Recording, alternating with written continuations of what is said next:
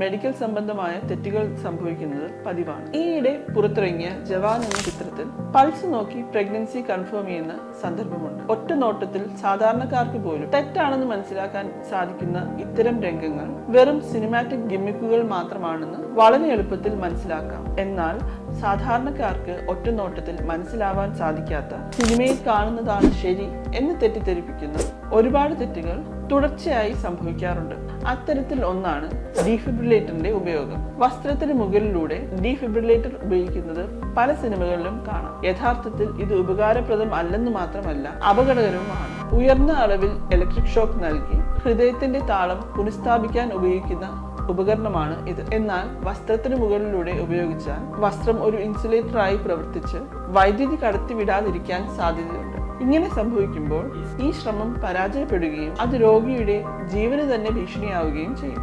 കൂടാതെ വസ്ത്രത്തിന് മുകളിൽ നേരിട്ട് ഷോക്ക് കൊടുക്കുമ്പോൾ പൊള്ളലേൽക്കാനും മറ്റു പരിക്കുകൾ സംഭവിക്കാൻ സാധ്യത കൂടുതലാണ്. സിന്തറ്റിക് ക്ലോത്തിങ് മെറ്റീരിയലുകൾ ആണെങ്കിൽ ഇത് ഉരുകി തൊലിയിൽ പറ്റിപ്പിടിക്കാനും സാധ്യതയുണ്ട്. ഇത്തരത്തിൽ സിനിമകളിൽ തെറ്റായി കാണിച്ച ചികിത്സാ രീതികൾ നിങ്ങൾ ശ്രദ്ധിച്ചിട്ടുള്ളത് ഏതൊക്കെയാണ്? കമന്റ് ചെയ്യുക.